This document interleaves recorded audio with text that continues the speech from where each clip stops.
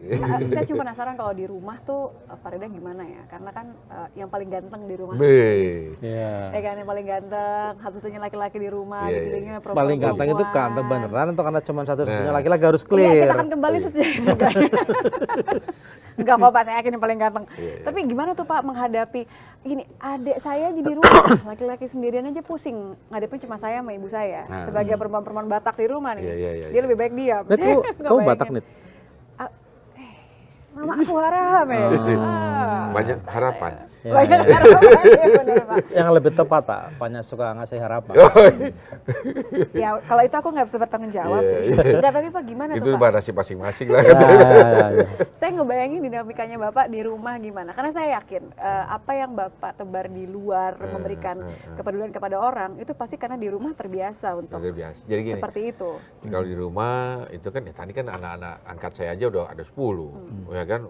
Jadi memang rame gitu kan. Nah, tadi yang masalah ngatur tadi itu. Kalau nggak diatur, ini kepala bisa pecah. Oleh karena itu saya, bahkan istri saya itu sudah biasa melakukan untuk bagaimana ngatur pemikiran ini supaya tetap lancar, jangan ada stres, menghindari stres lah, depresi, karena kebanyakan pekerjaan kan, kebanyakan pikiran. Bukan karena stres di rumah kan Pak? Bukan. Ngadepin Itu makanya saya perempuan. sama istri saya bahkan tuh sering biasa meditasi. As a family? Family, anak-anak saya juga ikut meditasi. Jadi itulah makanya kita mungkin ya kalau misalkan berantem pun cuma sebentar selesai lagi. Karena meditasi jadi langsung menyadari.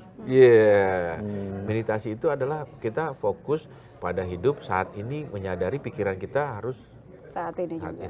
Jadi hidup dengan penuh kesadaran. Exactly. Mindfulness. Kalau bahasa kerennya mindfulness. Terus kamu pikir aku selama ini nggak sadar gitu maksudnya? Bukan itu. Nggak sadar sama Nitya Pak. Kadang-kadang kan banyak manusia, orang, ya kan, bahkan dulu saya juga pernah begitu dulu. Banyak rasa penyesalan terhadap apa yang sudah terjadi. Oke. Dan Contoh Pak. takut apa Akan yang masa depan. akan masa depan. Kekhawatiran, terlalu anxious gitu. Khawatir akan masa depan. Overthinking lah kalau anak muda sekarang. Overthinking. Maka hiduplah kita di saat ini. Ya, kalau ada rasa khawatir, bimbang, ragu, itu mah biasa. Tapi kita adalah bukan kebimbangan, kita adalah bukan keraguan, kita adalah ya kita saat ini. Kalau memang ada masalah, kita hadapi, kita cari solusi. Jadi kendala dengan nafas seperti itu Pak, kalau bikin partai politik nafasnya apa loh?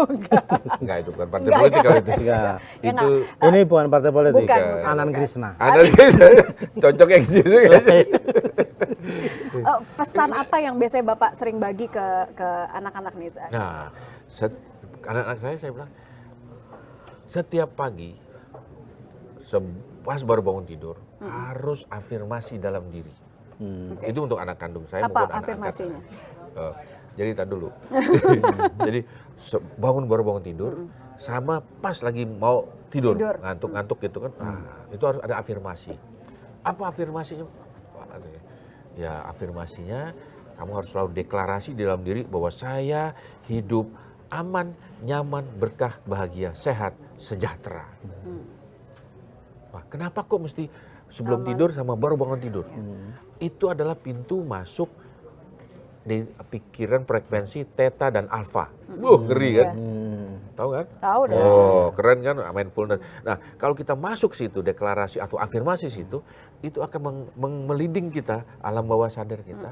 Jadi apa yang sudah masuk alam bawah sadar, kita akan bergerak, ya udah seperti hal yang biasa. Jadi hidup, alpha tadi. betul, hidup aman, nyaman, berkah, bahagia, sehat, sejahtera.